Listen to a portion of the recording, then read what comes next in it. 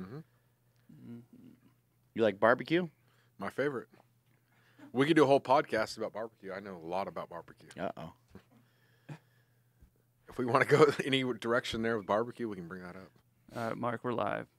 We're live. Oh, my God. We're here today with Josh Bryant. Super fired up to have him here. We've had you on the podcast before, but it's probably, maybe about 2 years ago? About a year and a half ago, yep. December 2016. Yeah, a little while back, and we had a chance to hang out together, too, after the podcast was over. Had an opportunity to grab some grub and to kind of hang out and to kick it. But you're from Texas, and they got barbecue down there. They got barbecue there, the best. You digging barbecue? Connoisseur. Yeah? What's your favorite thing? Brisket and sausage. Oh, man, brisket. Andrew, we went to some weird barbecue place when we went to, like, Portland, right? Yeah.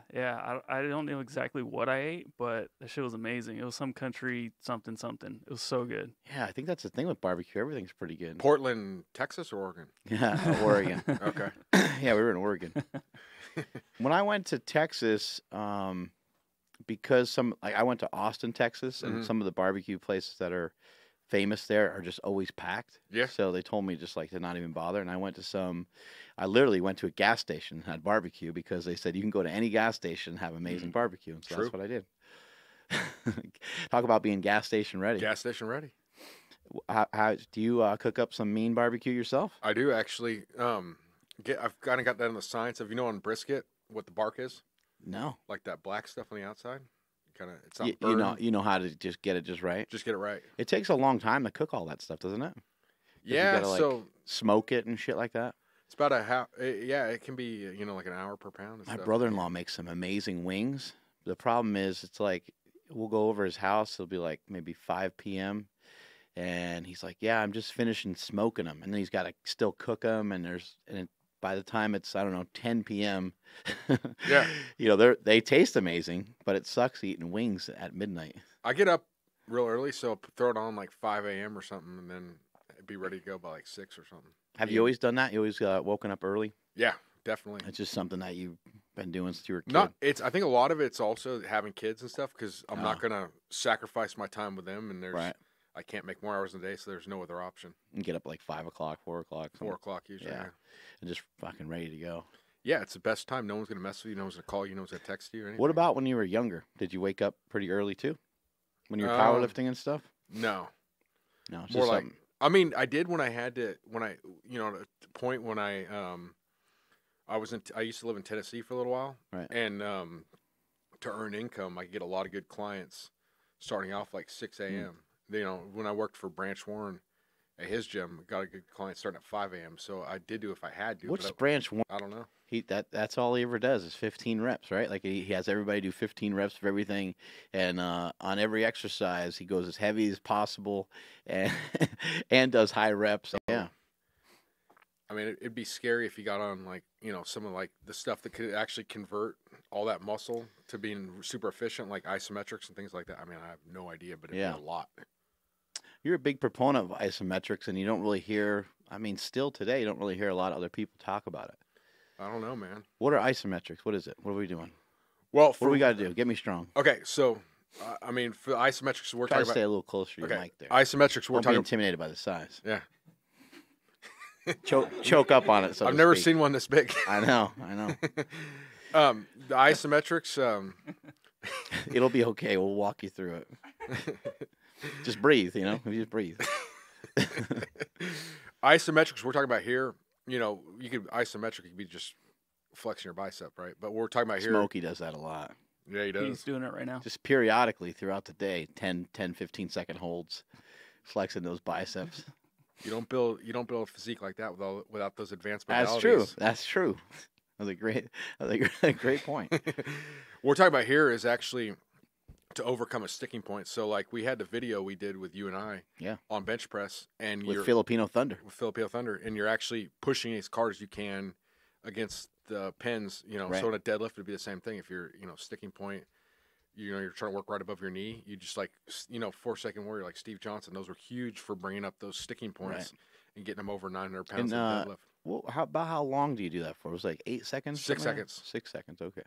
And then what you do That's about all you need. You don't really need to do any more. And if you did more, it'd probably be too long and you're not producing as much I think strength, it right? rendered ineffective after a while, yeah, for Right. sure, because you wouldn't be going as hard. So what you do is after doing that, you immediately do a set of the exercise with full range of motion, so you get the carryover into that motor pattern, Right. and then it's subsequent. Does that have a name? Is that called anything? Everything's always got a name. I call it compensatory acceleration Oh, training there you set. go. Yeah, right after. So you would do that right after, and you would I mean, you should be theoretically be more explosive. So a similar theory to like if you picked up 315 pounds off the ground for a deadlift, and somebody pulled a plate off each side while the weight's on the ground, and then you proceeded to do 225. It would feel a lot lighter because you lifted something heavier. Yes, So in exactly. some ways, it's similar to that, right? Very much so. And so you're doing a. Does it matter like kind of where these points are, or you're saying specifically it kind of matters where your sticking point is? It's more specifically where your sticking point is, but you could certainly use it In other spots. in other spots. So like if say on the bench press, if it's like a general strengthening, you could do like, at the bottom, mid range, at the top, and then kind of do. Have you seen it? Have you seen it like not work for a particular movement just because the movement's different? Like, does it work in all three? I've done it with powerlifts bodybuilding and stuff. Yeah. Even have people do it like with a I'd have it do like curl against a squat rack or an immovable object, then do curls right after and things like that. So I've done it for a lot of different stuff because I forget who the guy's name was. It was sort of this kind of neuroscientist was talking about like he thought that was like the best way to get muscle activation would be to do like a maximal isometric right? contraction prior, so you could use it for bodybuilding certainly. I mean, Charles Poliquin used to do it for he had the functional isometrics for he did a lot in close grip bench Right. for building triceps and stuff. So And then when you're doing these isometrics, you're not using any weight, right? Like, is it just the bar, or is there weight on the bar? with the weight, both. So with a bench press, it's kind of funky if you had to set it up with weights. Mm-hmm. So that wouldn't be like the way to go. Because But you're just pushing against the pin in the case of the bench press, right? yeah, and you have to get it inside there and stuff. So, but with the deadlift, I actually put a little bit of weight on there, just because. So like, I mean, it wouldn't be heavy. So like, someone like Steve Johnson, say he's going to go, up to, he's going to do like an isometric and then do the speed rep after. He might go somewhere like 405 on the bar for the isometric, then go up to 700 or something after on the deadlift, on regular deadlift. God damn, I'm fat. Yeah, I remember this day. This is from last time. Yeah, I remember this day. It was tough. The training was pretty brutal. How many sets do you do?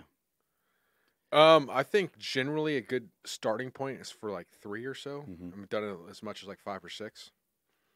And then also, I've utilized your program before, and it helped me a lot. Years ago. And what I remember 578, right? Yeah.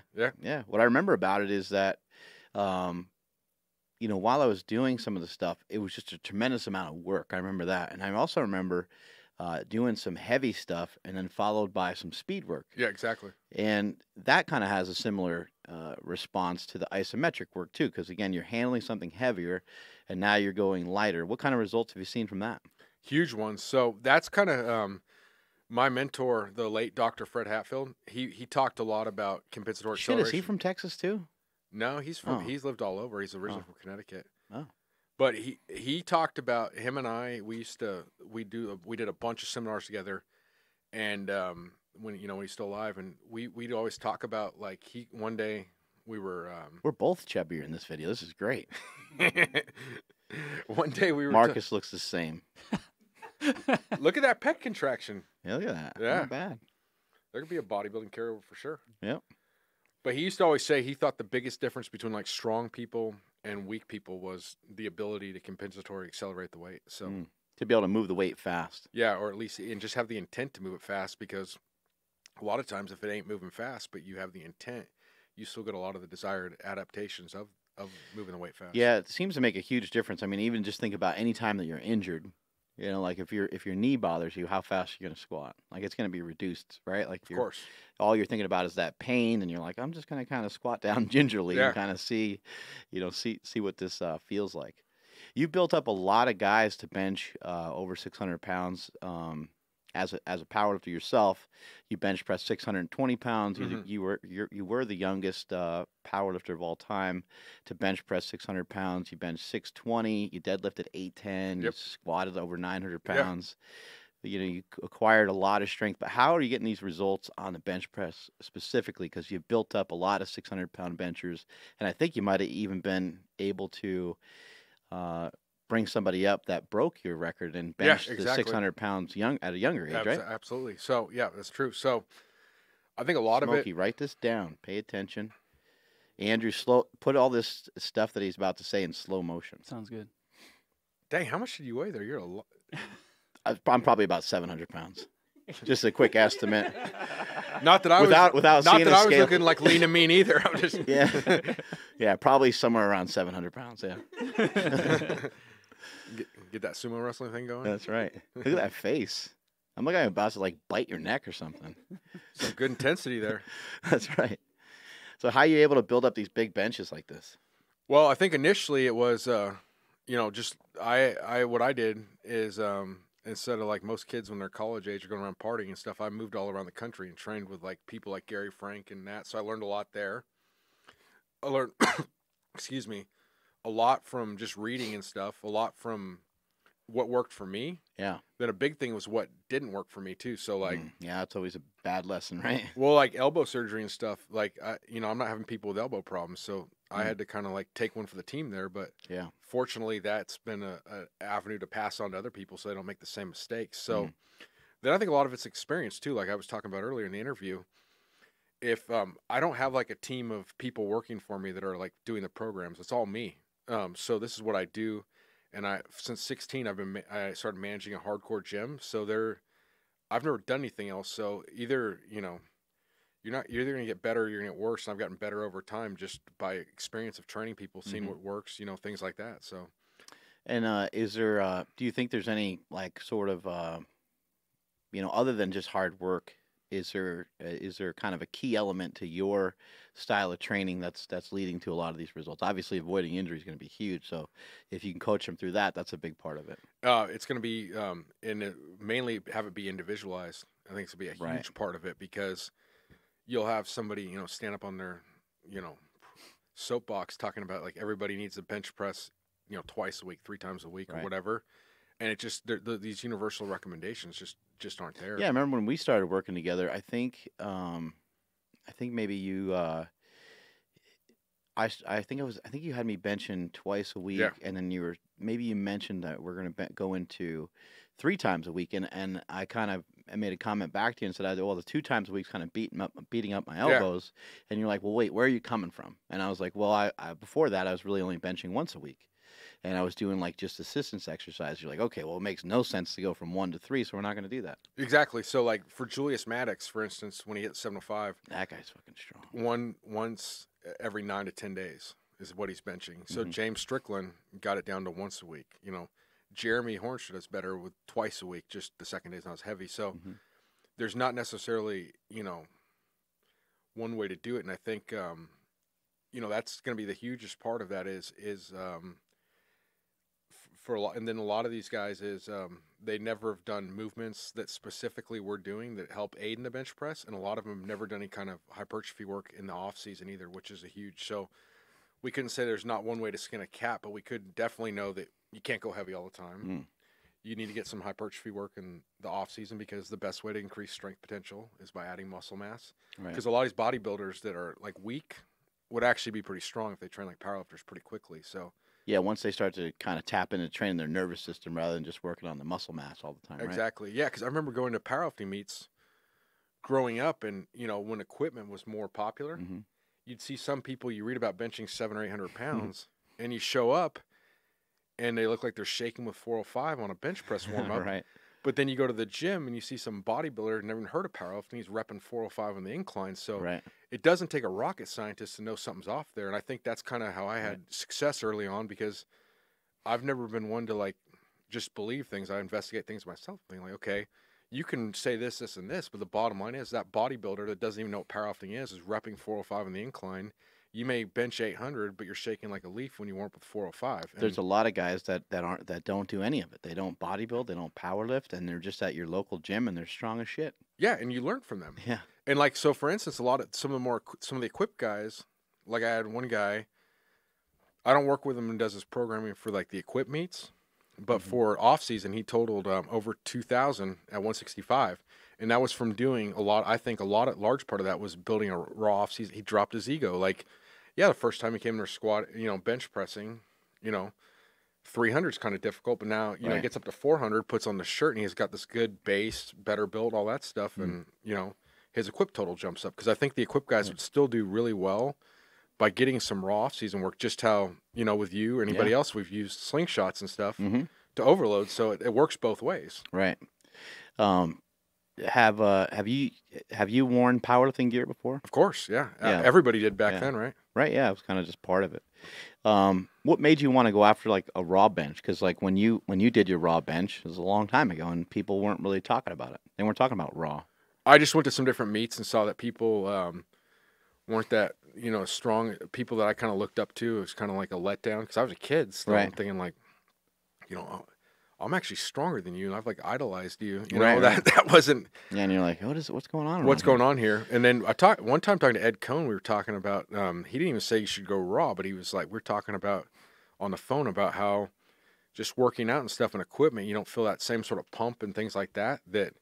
I mean, it's not about being competitive powerlifting. It's just, at the time, I don't think anybody was really making any money doing this. Right. So it better damn well be fun then. Right. And you did your brother powerlifted too, right? My brother, he has, and he's actually going to do a meet, I think, in Ventura here in California in like about 12 weeks from now. But his main thing is he was All-American in the throws. Yeah. He was two-time NCAA champ and shot putter from USC. Yep. Yeah. How did you get connected with Ed Cohn? The way I got connected with Ed Cohn was, I guess, like bulldog determination. I just got tracked down his number from somebody, and then I got Salaria, one of the Fred Hatfield's business partner with the ISSA, to ask if it was okay if I called him, and I just called him, and then I just started bothering him. He actually took the calls. Your family's actually from here, right? Yeah, from Santa Barbara. Yeah, What's Santa that? Barbara. No, how old were you when you first got in contact with Ed? 18. There you go. Yeah, Ed Cohn. He's like, he's in everybody's story that we talk to. Yeah. Yeah, for sure. He's involved in like almost every single story that we get to. So, in building some of these benches, I'm sure you get asked all the time about like accessory work, assistance exercises. What are some of your favorites there? I think two that have kind of like that it's going to be tough to find somebody that won't benefit at least to a point are dead bench pressing for multiple singles versus like, so not like not doing a set of 5 where you just let go of the bar for a second, like actually literally one single rest. And then one I got from you guys actually, Spoto pressing. Yeah. Been huge. I think those two are like the dead press. To define it a little bit more is like you're pressing out of a rack, right? Are you guys able to link up on YouTube here when we're doing it? Because we have I got a video, Dead Bench Symposium or something, I believe it's called, on the YouTube, and you could show like kind of talk. It goes in pretty good detail about it, right? But basically, you press off the pin, right, and you do 1 rep, and then you rest for 10 seconds, and then you press again, correct? It could be.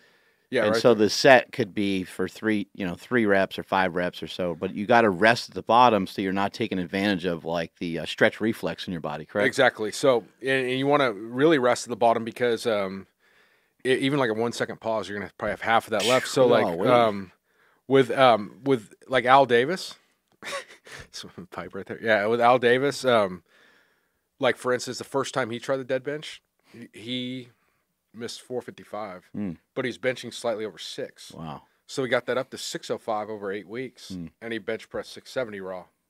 So there was like obviously that was a major weakness, right? And brought it up to snuff. And it's almost a little bit like an isometric overcome by like a dynamic movement, right? Because absolutely, isometric, you're holding it and you don't ever have any movement. In this case, it's like 1, 2, 3. It probably takes you a few seconds, especially if you're weak at it, and then all of a sudden you're able to break it off the pin, 100%, break inertia, and get enough force to lock the weight out or something like that, right? Absolutely. And you use this on squats and deads and stuff too. Well, deadlift is going to be that way by default. Yeah. So squats too. So a good way to do it with squats is with the safety bar, because it's just more efficient to get under it.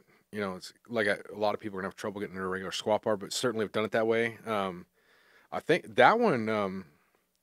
I don't remember how I came up with the dead bench. I just, I think what happened was, obviously I'm not claiming to invent it, but I don't remember. I never got taught directly to me by somebody. But I think by deductive reasoning, I came up with it because I saw that Paul Anderson, you know, one of the strongest people of all time, was doing like dead squats. Yeah. Yeah, Anderson. By default, yeah. Anderson squats. Anderson squats. There you go. Yeah. Yeah, he was squatting out of the rack and just kind of, basically pushing the weight off the pins. Exactly. For some of his squats. He handled, 1,000 pounds, stuff like that, right? Yeah. Outrageous amounts of weight. Yeah. Would you use the dead press as your main movement for a training session? Generally not. So generally, I would use the dead press as an accessory movement to your bench press. However, if someone like really needed it, we might do like a secondary bench day with that starting off. But I certainly wouldn't just start. I think you got to like bench pressing isn't something like a snatch where it's so complex that you have to do it 14 times a week to look okay doing it. It certainly needs to be the mainstay of your program, at least when you're peaking. So you could do it, generally it's after the bench press on your main bench press day, because I've done it before where it starts off an accessory day. Why do you think people have gotten so strong, especially recently? I mean, I know you're a fan of kind of like the old school, and I believe that, for lack of a better terminology, I think like powerlifting gear put powerlifting like on pause for a little while. Because it was just, we went through like a weird period of time where the squats just kept getting higher, the bench shirts just kept getting more ridiculous, and we did a one-time thing. Not to interrupt you, but I don't want to forget this. So one time, another kind of like, epiphany. I say the word epiphany like it was some kind of like spiritual awakening, but it sort of was. They looked at one time. This guy's like, "Why don't you get a Powerlifting USA magazine from 1982, then look at 2002 in the deadlifts." Right. 1982 was better. Yeah. So I'm like, okay, now I'm not like bought off by an equipment company, so good point. We need to re-examine this probably. Yeah, and I mean, but now, because I guess maybe because Raw got popular again, we're seeing a lot of people being really strong, and especially from the females. I mean, the females are lifting some outrageous weights. What do you think's responsible for this surgence of strong lifters now? Okay, so obviously there's going to be an improvement with people that are actively pursuing knowledge. There's going to be an improvement because, you're going to use what's useful, discard the rest, right? So there's that element of Bruce Lee. Exactly. There's that element, of course. There's also the element of, but then there's more stupidity now, I think, than ever too. So that's not like everybody's like elevated to some higher level of consciousness. And there's a lot of dumbasses too. Yeah. Many. So there's just, so that brings us to the main point. There's more people involved. Right. So we have a better genetic pool. One, or that's more two. People participating, period. More people participating, period. So that's huge. Obviously the training techniques have gotten better. And there's a higher standard. What Roger Bannister ran like a 4-minute mile. How many people did it that same year? Like 40 people or something? It was something absurd, right? Yeah. Well, the guy behind him, I think, also broke a world record. He didn't run under 4 minutes, but he also broke a world record. So like things like that happen, right? Standards increase. So I think, like during the, in the 90s, you'd read like a Powerlifting USA magazine, and it was sort of like, people would write about like someone totaling 2,000 in like triple ply. Right. Loose judging is like kind of like the standard to adhere to, and I think it put powerlifting on pause, like you said. And then I think the bench shirt specifically kind of screwed powerlifting up, just because. Yeah. I mean, people were still getting a lot of their squat suits and stuff, and you were, you're able to get a few pounds out of your deadlift suit and stuff like that too. But it was really. But it didn't make a poodle into a pit bull. Yeah. The bench shirt changed the game. It really, because some people could. Add 300 or 400, and there were some guys even getting more out of their bench shirts. It was the opposite. People claim it was evolution. It was actually the opposite, because what it did is people, the bench press has an ascending strength curve, so theoretically it should be hardest off the bottom, but people are weakest at the bottom, who are like the weak, and our Darwinism here, they got the most benefit from. So it didn't like increase, like it was like the opposite of natural selection. Right. And it just was like welfare or something. It changed everything quite a bit, because the body type and stuff was way different. Like if you had to work, in the past you had to work really hard to get a certain amount of muscle mass. And in this case, it was like, well, if you're just fat and bloated, Yeah. then you can benefit from the bench shirt better because it worked better that way rather than being like if you were solid Belly muscle. benching too. Yeah, if you were solid muscle, like a bench shirt's not ever going to work on stand efforting. No, and it's not going to work on Ronnie Coleman, who's bringing the bar down, repping 5 plates and bringing the bar down to his chest. But Yeah. I mean, we tried to get Stan into a squat suit. I don't think we ever tried a bench shirt. But we tried getting him in a squat suit, and he squatted less. Really? Yeah. Yeah. Yeah, he tried to squat like, I don't know, maybe 7 plates or something like that. And he was like, this is awful. Get me out of this thing. Well, the 80s was he kind of missed a lift, too, I think. The 80s was a really good time in powerlifting. Like, if you look through the powerlifting of the 80s, it's like a lot of great physiques, a lot of very strong lifts. I think the 90s, it actually, for sure, went backwards. And I think, there's some raw stuff happening in early 2000s, but I think like 2007, 2008, it kind of like really picked up. Who are some of your favorite people in the strength game? Because you have kind of your idols are different than a lot of other people. Like some people will point to like Ronnie Coleman and Ed Cohn, but you kind of have some unconventional people that have maybe accomplished some different feats of strength. Yeah, obviously, Ed Cohn, then Fred Hatfield, Bill Kazmaier, Doug Young. Yeah. Yeah, those guys. I see sometimes you'll post like wrestlers and people that have grip strength and like who are some of these guys that you like? Well, that's how I got into lifting, was watching wrestling event, when I was like 5 years old. So I wanted to get that look. So I liked, my favorite guy growing up there was Paul Orndorff. Remember Mr. Oh, Wonderful? yeah, he was jacked. He was badass, yeah. So yeah, he was pretty big. A lot of the wrestlers back then were pretty big, and I think a lot of those guys could throw around some weight. For sure, they had to. They could lift a little something. Well, and like you're saying, these unconventional people, I think a lot of it is like you mentioned Bruce Lee earlier. Bruce Lee, to get better at his punching, took up fencing. So I think when the strength thing, you have to look at like, okay, if a strongman never drops a, deadlift, even though they lost straps, we'll just say they've got great grip strength. Maybe there's a little inherent value to farmer's walk. Like you can't be a myopic in your worldview. You got to kind of like expand, that kind of thing. I mean, right. Strongman can recover better. Maybe they got a better work capacity. So maybe doing like some sled drags ain't gonna kill you type of thing.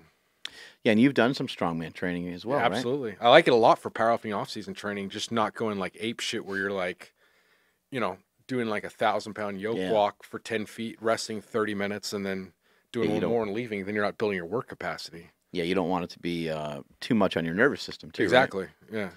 Yeah. When you're doing strongman, did you become a professional strongman? Because you did it for a little bit, right? Yeah, I wasn't did you compete and stuff, or no? Okay, yeah, I did compete. So one contest, I think I would have had my pro card. I was winning at the whole contest, and this was a weird thing. They didn't reorganize the events. So usually in strongman, if you finish first, you go last the next event. This one they didn't do that, so I drew names that I had. I was first, so I'd been won every event that day. The one I did not win was they had a loading event, and the reason I didn't win it because they said you get disqualified if you drop the implements. But by the end, people were dropping the implements, so I got like 3rd place or 4th place in that one. I ended up getting 2nd in the contest, so I was close to my pro card, but I only did like a couple contests. But the one I did win like that was Strongest Man in America for Atlantis. That was a badass competition. They'd like Bill Kaz. Do you remember that one? I don't recall. So what the events were, they had overhead, or they had a trap bar deadlift that was first. 3 attempts like a powerlifting meet. Then they had bench press, 3 attempts, exact powerlifting rules. Right. Ed Cohn, Bill Kazmaier, those guys were the judges. And then they had a overhead press. And I don't know if I don't know if you weren't allowed to split jerk it or if just no one there was capable of it. Yeah. But no one did split jerk. You could push press a little bit. I got some of those videos up there on YouTube too. And then after that was a pull up for a max. So if you weighed 400 pounds and you did 5 over your body weight, you got 5. If you weighed 180 and you did 300 over your body weight, you did 300. That's kind of cool. And then they had a Thomas inch dumbbell, like a grip test. So you basically, but it was loadable. Can you pick that thing up? I don't know because it wasn't the real thing. It was like I was just doing what I had to do to win. So yeah, like, for the instance, Thomas inch dumbbell is normally a specific weight, right? On bench press and deadlift, I only took 2 attempts because I was there could have been some potential competition, but once I saw there wasn't, I was going to win it no matter what. I wanted to get my best total, so I didn't do a 3rd attempt deadlift. I didn't do a 3rd attempt bench press. Who's the strongest person you've ever worked with? In person, are you talking about like I've trained with, or like? Yeah, somebody that you Gary Frank. Somebody that yeah, yeah. Gary Frank is insane. Yeah, so he's doing like there wasn't really raw lifting, but he'd squat in the upper eights with just like me spotting him without knee wraps on. Yeah, he was crazy. 931-pound deadlift. Yeah. I mean, he was the first guy, I think, in powerlifting to go to like 24, 25, 2,600, 2,700 pounds, all that kind of stuff. Well, he also used to do things like someone started asking him about his track and field days, and I'm thinking like, I mean, there's no way this dude still can move. Like, he's just big. Right. And he started like demonstrating these like what they call a South African drill in the discus. It was amazing how quick he could move. And he weighed like 400 pounds, right? Yeah, and he one time, this is crazy. He's real relaxed. I went to we were training together. He ripped his bicep deadlifting, and he's like, "Just finish your workout, then take me to the hospital." Am I all right? It was like 2 a.m. too. Like training with Gary. Like a lot of people didn't like the long workouts because he would like stop in the middle of the workout, like he's fried chicken. He's Louisiana, right? Yeah, and his workouts, he'd say, "Get there at 7." You wouldn't start working out till 10 or 11 o'clock at night, and they go to like 3 or 4 in the morning. So then like 3 or 4 in the morning, we snapped his bicep. I took him to the ER, and his blood pressure was 111/71. I was like, "Are you kidding me? Like you're 400 pounds, and you're not even stressed out by this, hopped up on caffeine and ephedrine, and it's 111/71."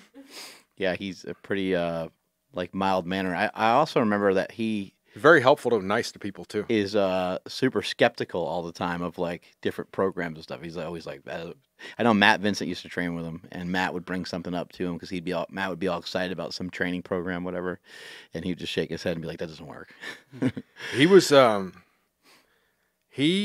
first when I got there. He was only trained twice a week, but these workouts are like 6-8 hours long. Yeah, and it was mainly just heavy singles.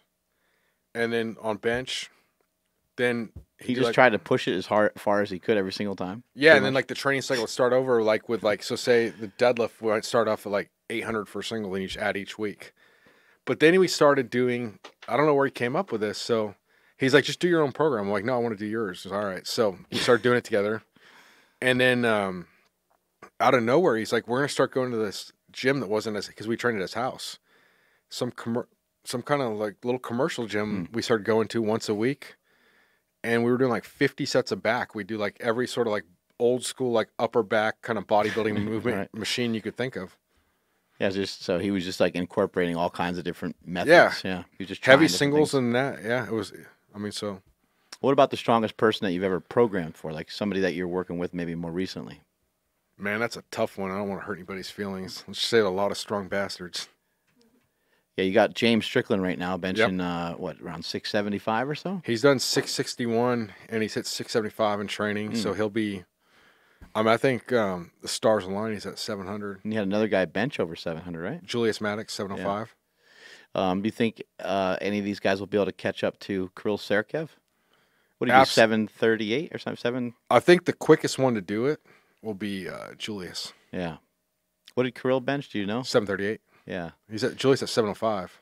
The Russian lifters, it's kind of weird, but like when you look at what some of their guys have done in Russia versus what they've done here, it makes you kind of scratch your head. I don't know if you've seen like Belyev pulled like 9. I mean, just destroyed it. But maybe the flight and maybe the food and maybe like there's a lot of circumstances of travel and all those things probably turn into.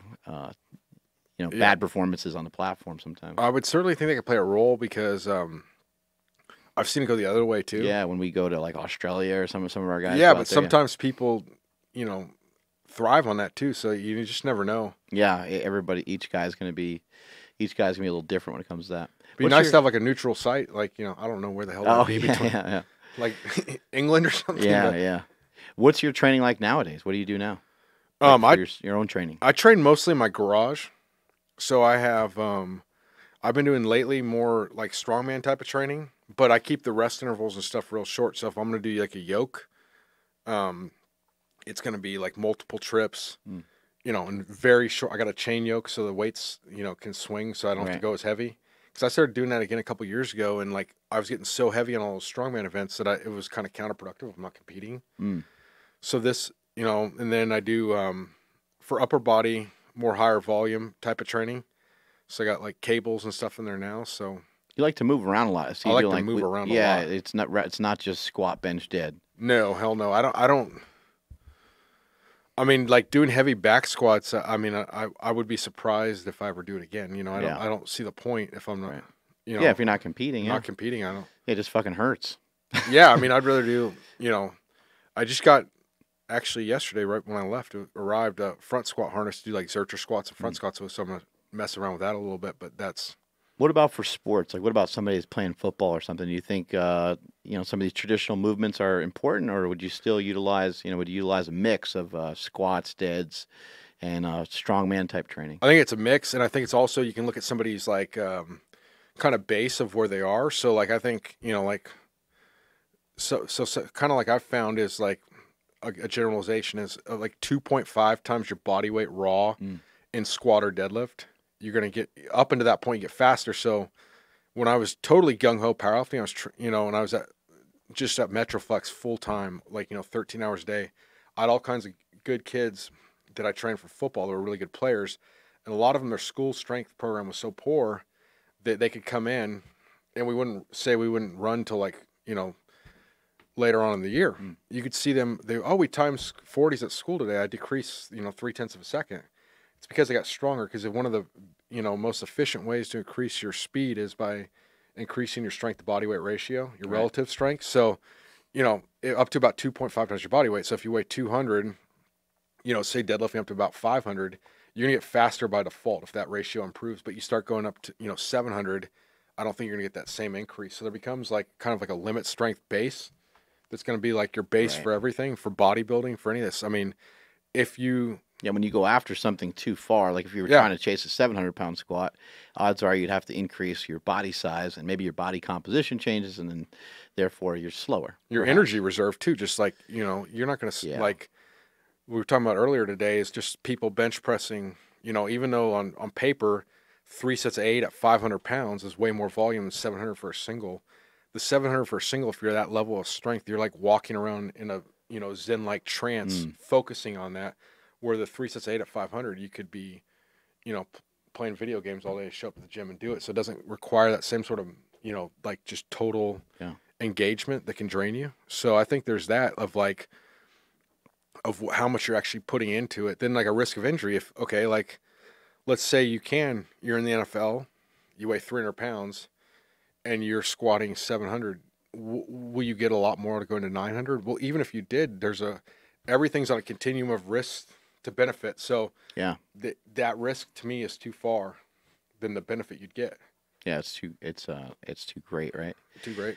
When it comes to just straight up powerlifting, a lot of people, they have coaches. A lot of people have nice gyms to train at nowadays. They cater more to powerlifting and stuff like that. That's nice. People are trying to do any and everything they can. They're trying to sleep better. They're trying to eat better, but still sometimes, it just doesn't work out, for whatever reason. What, in your opinion, is the reason why some people are maybe having a hard time making progress or even obtaining the progress that they're looking for? Probably a lot. Some of it is, I think a lot of it is like the people that are obsessed with like all those things you're talking about. They're looking for so much stuff they can't like stop and just do what they're doing. Like, like I've noticed that like people sometimes I'll work with it come off as like so gung ho in the beginning. They're just like, they're really looking to program hop. It's like, where even if you did like maybe something crappy for a while and you stuck to it, you can first off, you'll have an evaluation of if this works, because even if it doesn't work, at least we know now that this doesn't work for you. So there's an inherent value there. Right. So I think a lot of it's being like scatterbrained and not, not focusing, not really truly honing in, because any program that you do is probably going to take some tweaks along the way too, right? Yeah, absolutely. And, something I noticed that a lot of people do is they'll get their programming from their coach and they'll just take that and they'll try to run with it. And it's like, no, you need to communicate with your coach about how the training's going. Like if something's hurt, there's any of the good coaches, if you're like, man, my knee really hurts and this, squats aren't going the way they need to go, your coach is not going to be like, fuck you, just do it. Your coach is going to say, hey, you know what? Well, all right, well, shit, maybe we got to take a step back. Maybe, Sure. Maybe we got to reevaluate what we're doing. Like, why'd you hurt your knee? How'd you hurt your knee? Yeah. Did you hurt it training or did you hurt it playing a pickup game of basketball or like, what the hell happened, Absolutely. And I think a lot of people aren't communicating back to their coach enough and giving that information. And that comes to what we're saying is operating on an extreme. So you have one person that's so dogmatic, they felt like a twinge in their pec and they're still going to max out bench today. The other person can't stay focused for 5 seconds and commit to anything. So yeah, you need to stay committed, but at the same time within reason. Like, of course you have to communicate that. I mean, because if you get injured, it can be, you're going to be out for a little bit of time, and in some cases it can be career ending for people. Your program's pretty known for being pretty harsh. Do you try to like ease people into it, or is it just like, boom, here? I think it's a case, but gotta get ready. Open this on the podcast. Yeah, absolutely. Socially How many acceptable. of those have you had? It's the first one. You had, what, 3 cups of coffee, though?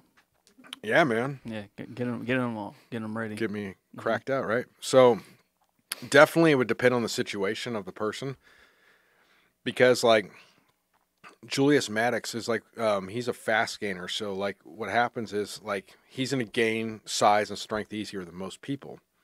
It's a blessing to a point, but that means he can't get away with as much work. Because like, that's sort of, I think, how a lot of the old school kind of like, remember those magazines like Hard Gainer and those things? Yeah.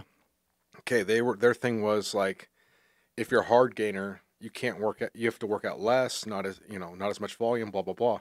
They actually had it backwards, because when you're that dialed in, you're a fast gainer, you're so neurally efficient. Like you just fatigue easy because every single ounce of your being's into that barbell. Right. Just inherently. Kind of the difference in most cases between males and females. A lot of times. Men are normally neurologically efficient, and a lot of times females are neurologically inefficient, correct? Yeah, more so. So like women are just not typically as explosive. They don't have as much fast twitch muscle fiber. Yeah. Not saying about all ladies all the time in all cases, but just in general. Yeah, so like someone like that, if I try to do some crazy high volume thing, it would be a train wreck. So we'd have to, We have a guy. We have a lifter in the gym, and his name is Trainwreck. We have an actual lifter in the gym. Seriously? Could you just envision what that guy, what the physique on that guy must look like? No, what's it look like? It's bad. It's something that you're going to look twice at. Let's put it that way. Point being, you'd have to definitely ease someone like that in, or you're going to have a lot of problems. Yeah, you got to take your time. What's up with Keto Built? How's that been going? It's been going really well. So, I think it's the thing I like about it. I like you have a caveman on the front of the book. Kind of Neanderthal looking guy. Jack. Somebody emailed me and asked me if it was a drawing of him. I don't even know who the hell you are. That's great. Yeah, it's like, hey, man, you can't use me. No, he's nice about it. He's like, oh, okay. I'm honored if this is me, kind of thing. I'm like, I'm honored that this is me, and you can send me $500. Yeah, it was the weirdest thing, and they didn't even look. I wish I had the email still, because I looked the guy up on Facebook, is where he messaged me, and it didn't look exactly like that. It wasn't like. I thought it was just you when you were a kid, looking like a Neanderthal. So the thing I like about it is it's like there's plenty of books like you can read on keto that are like so deep into it. And it gives you way too much information. Science, yeah, because I don't think the average person reading it wants all that. Right.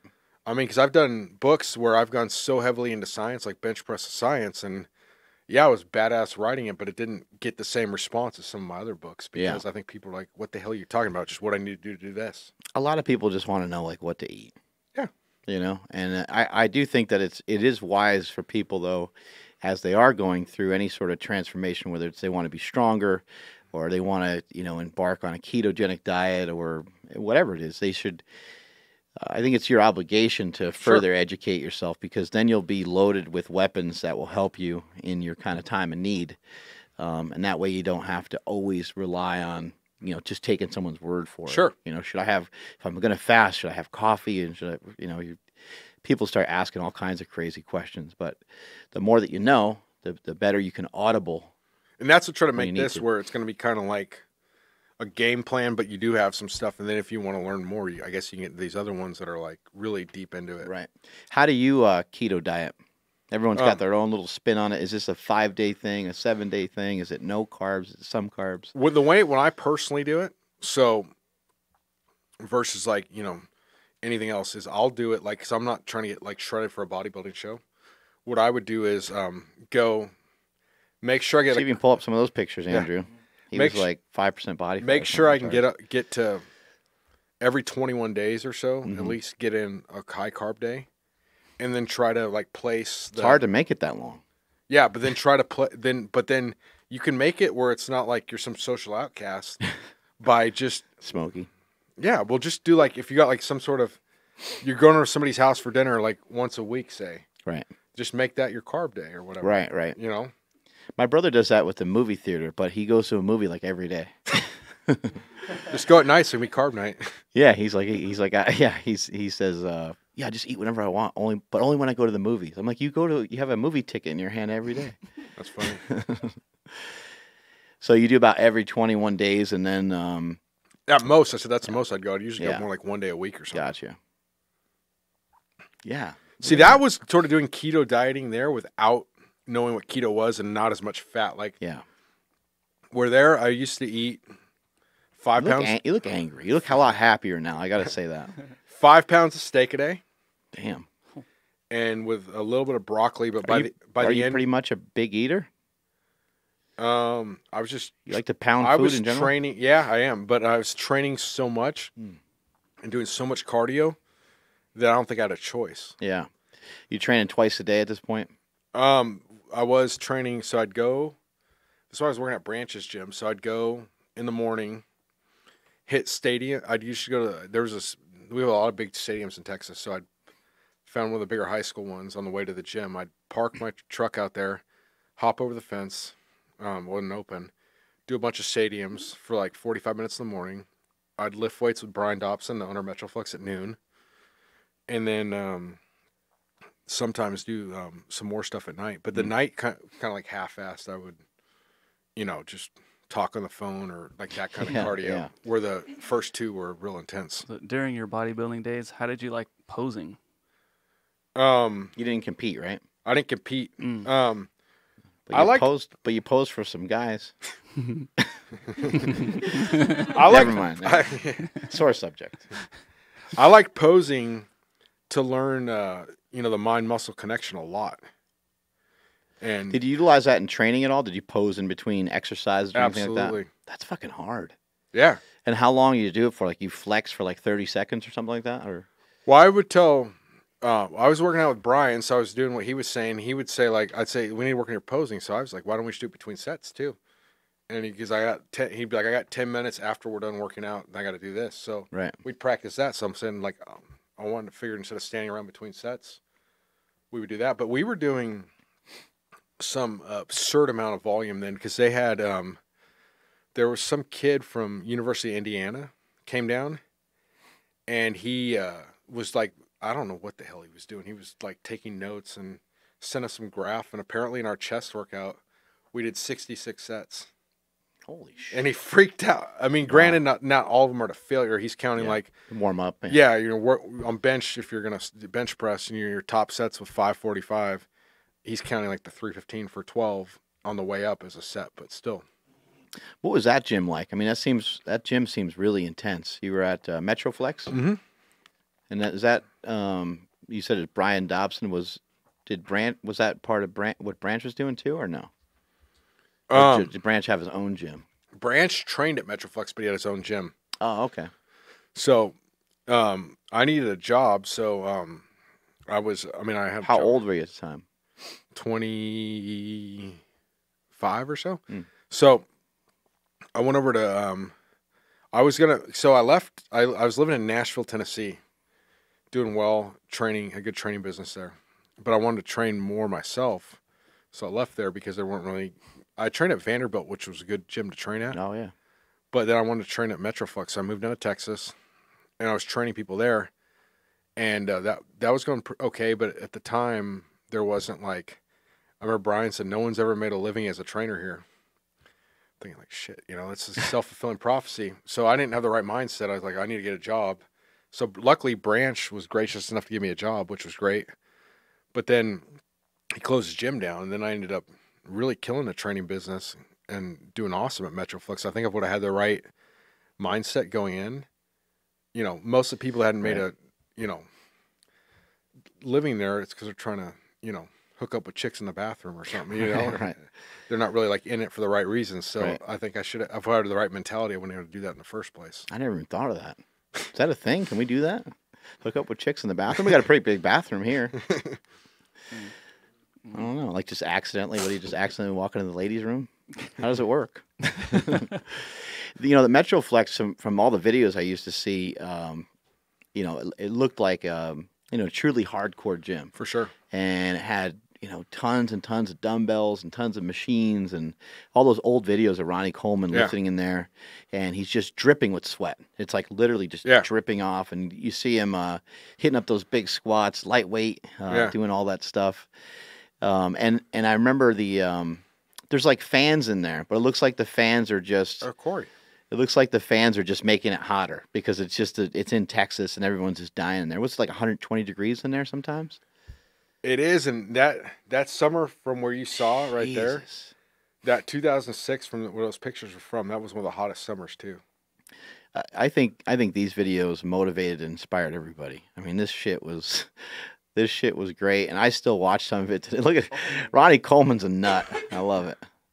What makes some of these guys different? Like Branch Warren, Ronnie Coleman. Like, do they just have a different mindset? Like they don't they just dive all in. They don't care. Like when they're training, they're not worried about how they're going to feel tomorrow. Definitely not worried about how they're going to feel tomorrow. I think if anything, it'd be the opposite problem they have. They're thriving on feeling crappy the next day. Yeah. So if they're going to have an issue, so they almost like the pain that they almost like the pain. I mean, you should check it. I didn't send it to you, but I just did an interview. I put it up on YouTube the other day with Branch Warren, and it divulged deep into his mindset. And I think he's an animal, dude. I mean, yeah, I mean, he really seems to love to beat the shit out of himself. Yeah, he just work ethic is just like, yeah. I mean, for sure. When you were working at this gym, I would imagine at a spot like this, like I kind of grew up in a much similar environment to this, and performance enhancing drugs were rampant, and it wasn't uncommon to hear guys talk about it and stuff. I mean, obviously with these pro bodybuilders in there, it must have been commonplace for guys just for it to be like mentioned, you know, mid-sentence as if they were talking about walking their dog or something, right? Nah, they're pretty smart. I think people are a little smarter than that to like be. I mean, I think not too out in the open. Yeah, cops and stuff could be. Right. Yeah, one of the gyms that I grew up at, they were always a little paranoid about cops. But then after a while, some of the cops started coming in there, and they started getting a lot bigger too. So then people were a little bit more open about it. They had a cop get busted at the Gold's Gym that's out of. Ronnie Coleman was a cop too. Yeah, it's amazing. Here I am eating chicken again. He's in his squad car. It's like, this is the worst police officer the world has ever seen. Do you know what year this one's from? This is I'll probably try to find out. This is probably 2005, something like that. 8-time Mr. Olympia. So maybe it's 2000. Oh no, but that doesn't mean he was 8-time. It's like a compilation video, so they're going back over old footage. Ronnie Coleman actually had somebody he paid $50 an hour to load weights for him. Wow. And lift weights up to him. The guy's name's the General Robert E. His name's Robert E. Lee. He calls Robert E. Lee. The That's General. Great. That's great.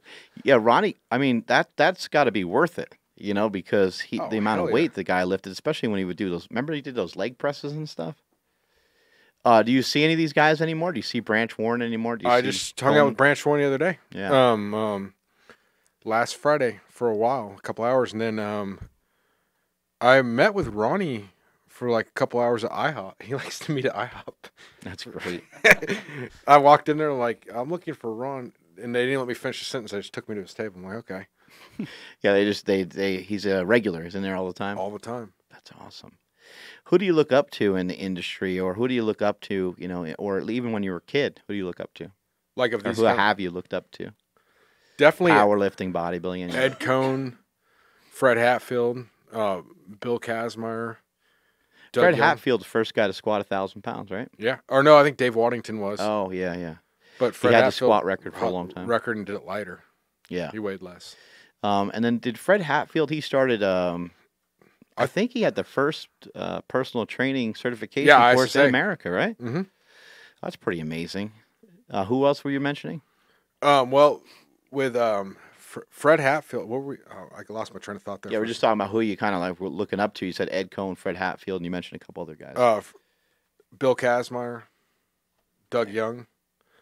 I looked up. A lot of from like a more intellectual standpoint, Charles Poliquin. Yeah, he's been on here. Yeah. He has a lot of great information. Salaria too, Fred's business partner. Now you traveled all over the place. You mentioned living in Tennessee. You mentioned living in Texas.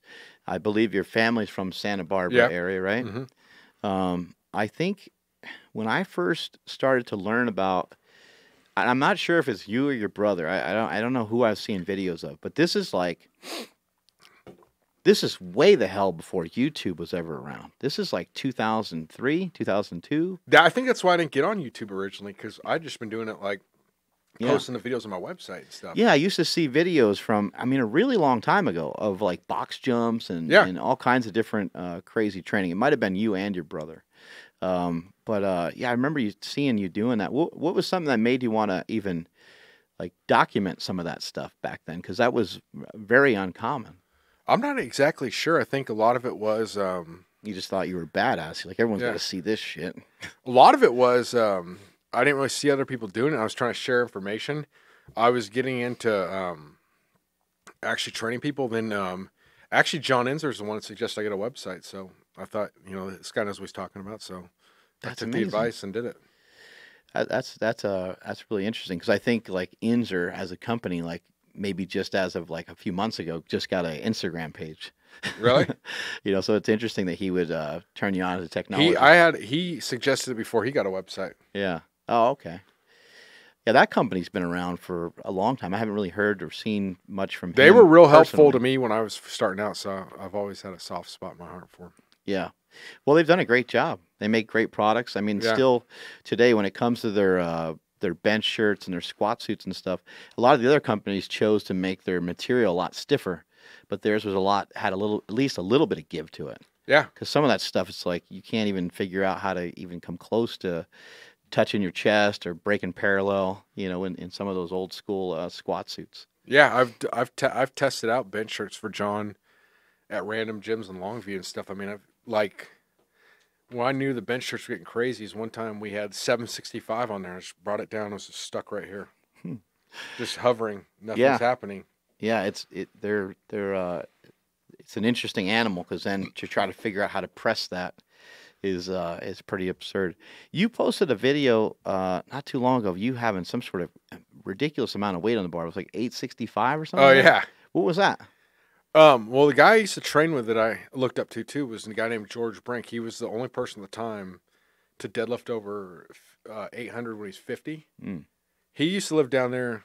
I went down to Santa Paula to train with him, but then I think he died like a year ago. But he moved up somewhere in this area. Are you guys near Shasta up here, kind of? Mm-hmm. Yeah, up here somewhere. And he was like, I've been doing these overload bench things, and I'm like, let's do it. So we just started overloading the bench press all the time and adding more and more weight. Looking back on it, I don't think it was the best strategy. However, developed some cojones in the process. Yeah. And attack any weight after that. Was it just like a short range of motion? No, it was full thing. But what were you doing with 865? Was it just a bench shirt or what? Watch. Yeah, we're pulling up a video of this. We're checking this out right now. So that bench was a pretty cool design right there. I don't know whatever happened to that, but you could kind of see I can lean over it like that and spot. Yeah. You know what's cool is in this video, you're probably 20 years old or something, right? What's cool is how much better shape you're in now. That's great. I really think that's great. A lot of young people should be learning from that. Okay, so he's just assisting you a little bit through the lift there. I think more than a little bit, but yeah. Well, you said he deadlifted 800, right? I'm certainly applying. Oh wait, he was on some sort of weird like chest supported row or something. That's of the benches. I'm saying the design was badass because that's what. Oh, see that? That's fucking great. Yeah, I know. I've I've brought this up to other can't see the equipment companies before just to get another one. Like I'm not looking to profit. I just think this would be a great thing for all the people. I'm looking to profit. I am too, but I don't want to get in the equipment. I'm looking to profit a lot, but just not on this. Yeah, I want to run the fitness industry. You know what? It's really cool for those of you that can't see the visual. I know live, everyone can see what we have on YouTube, but for those that are listening on iTunes, basically what it looks like is that the spotter, the guy that's behind, where the bench press is, that normally does the lift off, he has like a chest supported row type of thing where he can lean over. Now this could be viewed as a positive, and it can also be viewed as a huge negative. Because how in the world are we going to sit on anybody's face anymore? How in the world are we going to get our balls right in the guy's face? I mean, that's kind of part of the whole strategy, is to kind of half straddle the guy to throw him off a little bit. Now we can't get the balls in the face anymore. And you can't get sweat dropping into your eyes and gum into your mouth. I think you get some decent sweat still. Yeah, get some good sweat drops. That is a really cool... It wasn't a powerlifting company or anything. I think it might have been Body Masters or something. Man, I used to work for a company that moved around equipment, and Body Masters was the worst. That was they was just the heaviest. Yeah, like I don't know what they made their shit out of compared to everybody else, but that stuff was heavy as hell. Do you have any other brothers and sisters or anything like that? I just have that one brother, Noah. Yeah, and then what were things like for you guys growing up? You guys beat the shit out of each other all the time? Yeah, you were watching wrestling and stuff. Since like one of my earliest memories is like when I was like 4 or 5, or probably like 5, and he was like 2 or 3 or 2.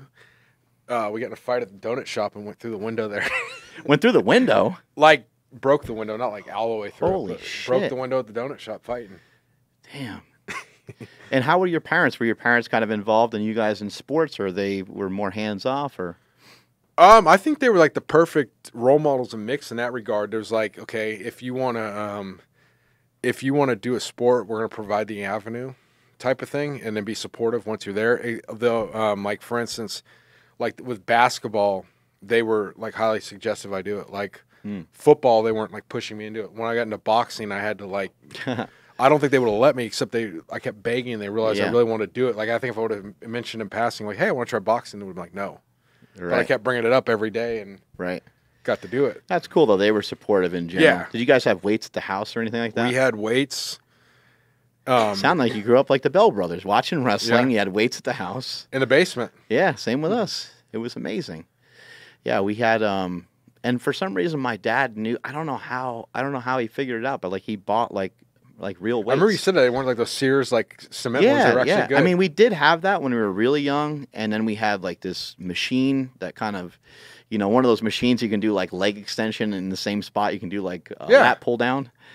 It was called the Marcy Monster. It was from Sears. Yeah.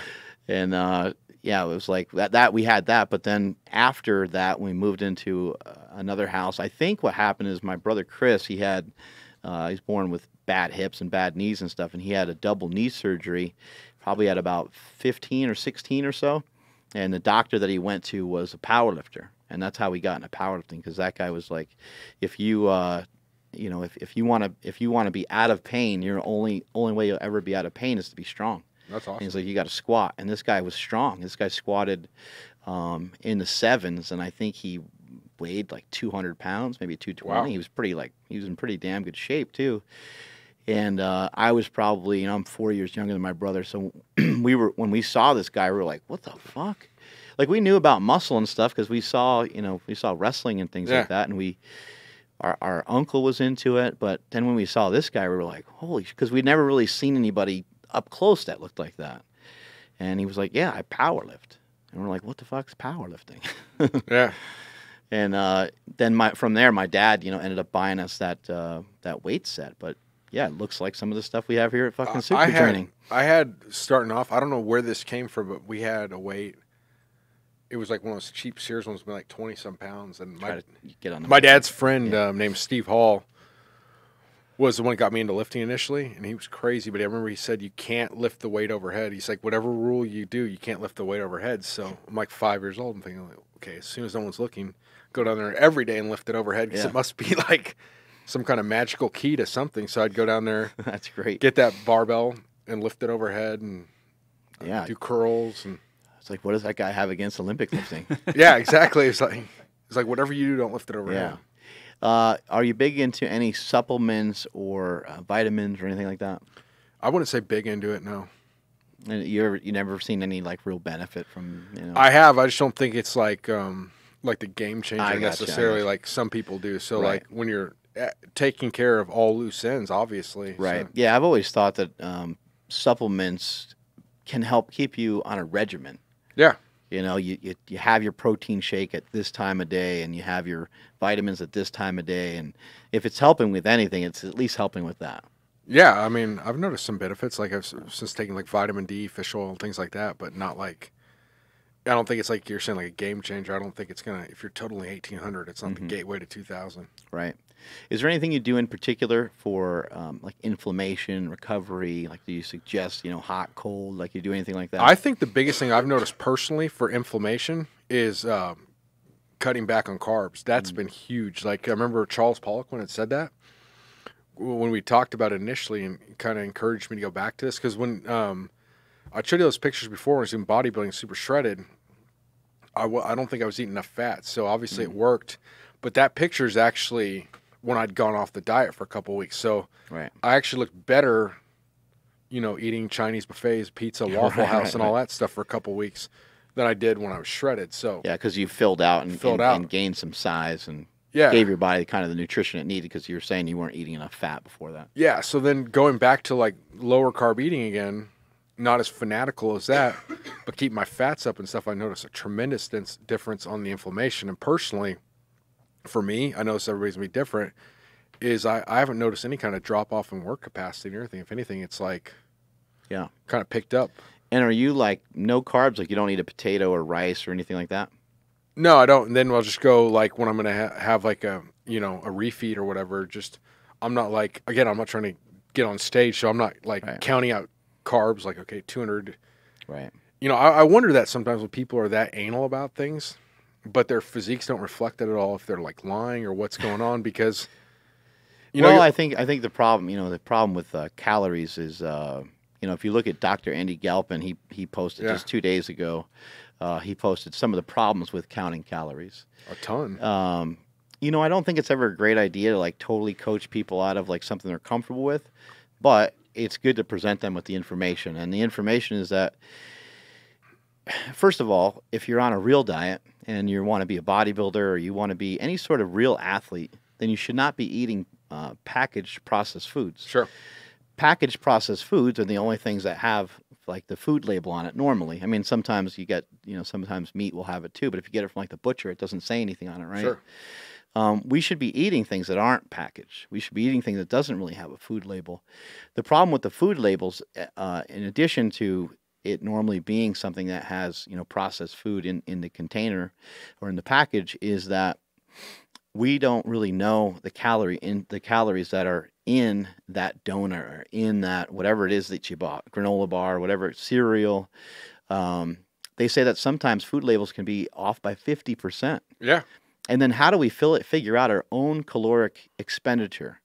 What's the math look like on all that? And who the fuck even knows any of that? And even are the products the same as they were 30 years ago when they first measured them? Like the soil's different now, so is potato from now the same as 1975? Right. Like even this, Monster Energy drink or whatever it is that you're consuming, it might not have, 3 carbs. It might have 12, right? Like you just don't we don't really know. And I do think it's a waste of time personally. I do think that if you are a seasoned dieter, somebody that's done it for a long time, and you're somebody that's going to step on stage, maybe like a Phil Heath or some of these guys that are going to compete, maybe for those guys, maybe it makes sense because they have to figure out the overall amount of food that they're getting in their body and the nutrients, and it's really important for them to, feed their body what it needs to continue to grow and everything. But other than that, it's like, man, what are you wasting your fucking time for?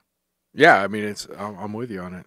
Because the way that they pull up, how many calories you're supposed to have in a day. Can you Google that, Andrew? Like if you just look it up, like how many calories should I have in a day? There's 15 different ways or 40 different ways. Like they just multiply. It would automatically just change by including this in there. Yeah, right. You know what I mean? Like just like something that small. Yeah, I mean, it's going to make a big difference depending on what you consume and what you eat. And really, I think that a lot of times diet is about the hormones that are in your body. And when you take on something like a low carbohydrate diet, you get better control of your insulin levels, which, in my opinion, we really shouldn't need these weird, crazy diets, but we're in a bad spot where we do need them. And also, if we're trying to build muscle and we're trying to do things that are that's one of the extraordinary, interesting things too with the lower carb ketogenic type of diets is I've had people go get tested numerous times, DEXA scans, hydrostatically, so it's not like their buddy pinching skin. Yeah. And to see the amount of muscle people put on too, a lot of times it happens. Then a lot of times their test levels spike too. Yeah. So I mean, will that happen to everybody? Absolutely not. But there's So according to Google, for an average man, to consume 2,500 calories to maintain 2,000 to lose 1 pound of weight per week. For a female, to maintain 2,000 calories and then to drop a pound a week is 1,500 calories. Right, and it's just hard to figure out those variables. Like, what if you work construction 12 hours a day, then lift after, and what if you just sit on your ass and play video games? Yeah, and what if you had a specific job that you had that energy expenditure for the last 20 years? Like maybe your body's like so used to it, it's not really burning as many calories. But what if you took on a new job that you just started 6 months ago? I mean, there's so many factors that go into all this. I'm not saying they don't matter at all because I'm not a proponent of that either. I just think that they're very inaccurate. Yeah, a lot of times, when people just going purely off of macros too, not actually looking at what the hormonal responses of the food. What is going on? And I wanted to save this for the end, save the best for last. What is going on with being gas station ready? So, when you, I think this Instagram post. Do you have are you a conspiracy guy? Like there's going to be like a zombie apocalypse and you need to be ready. I don't think so. I mean, but apparently a lot of people I talked to lately think the Earth is flat. So I'm definitely far from that. Yeah, flat Earth.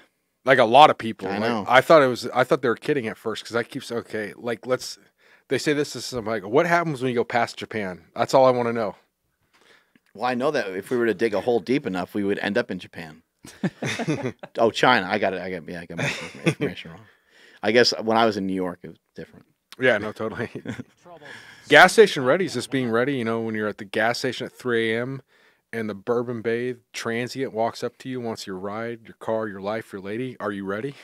Are you ready to rumble? Are you ready to take care of yourself? You guys got to pull up the gas station ready YouTube video. Have you taken self-defense classes and things like that over the years? No, just boxing. Boxing.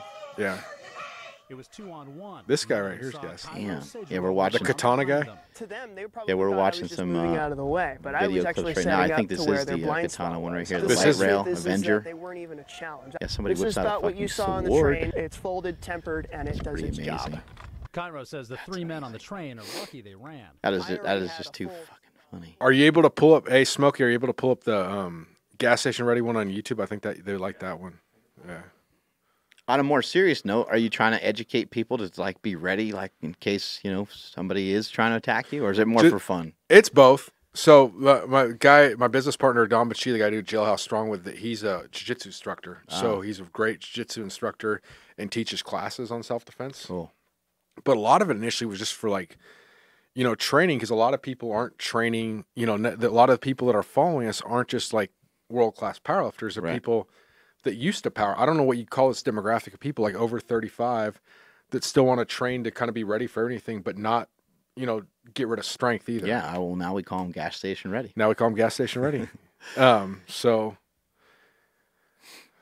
You also have research and stuff, some old school lifting and some old school lifting techniques that people have used, even in correctional facilities and stuff like that, right? Yeah, with Jailhouse Strong, absolutely. So that's where the name came from. That's right? where the name came from. Jailhouse Strong is essentially trying to make the most out of what you have, whatever your situation is. So you could be at a great gym like Super Training. It doesn't mean just doing push-ups in the corner, but if you're living at Motel 6 in Evansville, Indiana, you might be stuck doing bodyweight training. You need to make the most of that type of thing. So it's taking advantage of what you have. You like this ending right here? Yeah. Yeah, this was filmed at a real gas station too, obviously. Oh, that's great. This is just on your YouTube channel. Is it Jailhouse Strong YouTube? Yeah, watch the ending right here. Uh-oh. Stay ready. Looks like you have a bottle of piss right there. So you don't get Bottle of OE. There you go. Intense music. Yeah, dun dun dun. gas station ready, baby. Damn, you got to be ready for any and all things. What's coming up next for you? Actually, the next huge thing coming up is we're coming out with a book in about a month from now. It's called Grounded in Gratitude.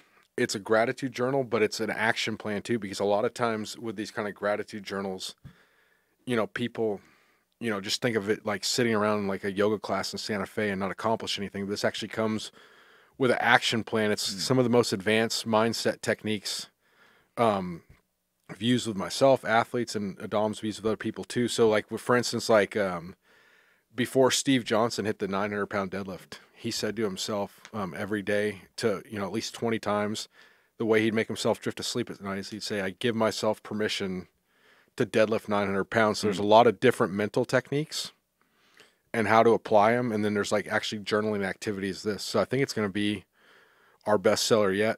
And I'm very confident it's going to help a lot of people. It's going to be all about mindset. Yeah, the mental side of things is huge. We just talked yesterday to C.T. Fletcher. Yeah. Fucking guy had a heart transplant.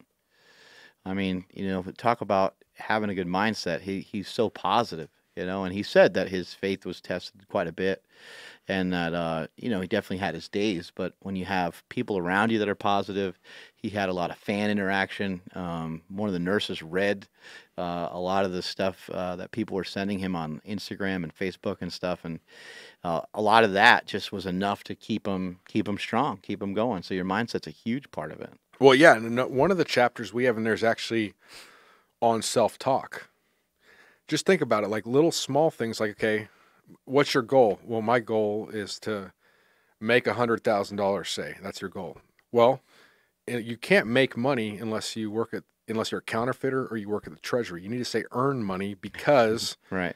Make money's like inherently kind of shady. Earn money's not. Like those kind of little mindset things of like, what do you say? Well, you say like you have to say like small things like that is just like real big and what we're talking about. So we always like if versus when, those type of things like if this happens, when this happens. I hope versus expect is a huge section. All these little things that I've used, they're huge. I think because I mean that's been one of the kind of like the biggest battles for me is like developing that mindset, just because I always had it for lifting, but I didn't have it in other areas of life. Like I said before, working at Metroflex, you can't ever make a living as a trainer here. Like that's a loser mentality to adopt that. So if you start saying things, like people say, the rich get rich, the poor get poor, that kind of crap, and that kind of like loser mindset, you're going to find ways to fulfill that because your subconscious, I'm not sure to rant too much, is like a servo mechanism that serves you. You're a helper, so it's going to do what you tell it to. So if you keep telling yourself only the rich get rich, the poor get poorer, guess what? You're going to make that happen. So we're developing strategies that are going to help you overcome that type of thing. It's hard because you got to do it in all aspects of your life, and so it becomes an uphill battle. But if you can kind of take it one step at a time and do it day in and day out, and start to spread out into other areas of your life. I think so too. Got anything over there, Andrew? Yeah, I lost his name, but somebody was asking, should the ISO holds be used year round, or should that be like off season type thing, or meet prep, that sort of thing? Okay, so let's clarify: they're not holds; they're pushes or pulls. If Gotcha. you do not want to hold the weight steady. Excuse the nomenclature. It's like a prison rape against those pins. Okay, is that appropriate to say? I think so. I think it clarified it for us. Okay. So that's what you want to do. You want to try to break the pins. That being said, when you do it, I would say they're effective for about 6 to 8 weeks at a time. Generally, it could be like a meet prep when you're trying to like, okay, I need to pull out this ace card because I need X amount of pounds. It's great for like, okay, I'm kind of stuck. Aha, I got it now. I'm going to pull it out. However, there could be a time and a place in the off season. So like, for instance, if someone has extremely weak triceps, we're really trying to bring up, we might do like something, especially if it's someone not as strong, like functional isometrics, where they, instead of just pushing against the pins, where they do like, 1, 2, 3, 4, 5, and the sixth one, they push as hard as they can. the problem with doing that with the advanced lifters using the isometric. So if you're intermediate or less than intermediate, you could do them anytime you want. Advanced, it might be tough because the whole purpose of the off season is generally to build work capacity and hypertrophy are the two biggest objectives here, and to give your CNS a break from real heavy weights. Well, you talk to some of the more advanced lifters when they do the isometrics, they're fried. Like, I mean, they're pushing so hard because you can produce about 15% more force for a hell of a lot longer. So if you're already an advanced lifter, like you're deadlifting 850 and you're pulling as hard as you can against pins in the off season, that falls on the risk side of the risk to benefit equation. If you're deadlifting 315, that wouldn't. All right, that makes sense. Yeah. Are there any power lifters right now that you're not working with that you kind of hope that you would like to work with? Man, I'm pretty open. So anybody that's willing to work. So I'm not even like saying, okay, if someone has a bad attitude and deadlifts, 980, they're going to set the world record, but they got a piss poor attitude. I don't want to work with them. Where if someone's deadlifting 315 and they're all about it, let's do it. So that's kind of my thing is like, this is more about, it's also beyond just getting people strong. It's like about building relationships with people. And like after they actually stop powerlifting, we can still be friends and, run into each other and things like that. Not just, yeah, makes sense. We're good. All right, that's all the time we got. This is Josh Bryant. Check out his book, Keto Built, and also check out his website, which is joshstrength.com. Check out his Instagram, Jailhouse Strong. There we go. Strength is never weakness. Weakness is never strength. Bye.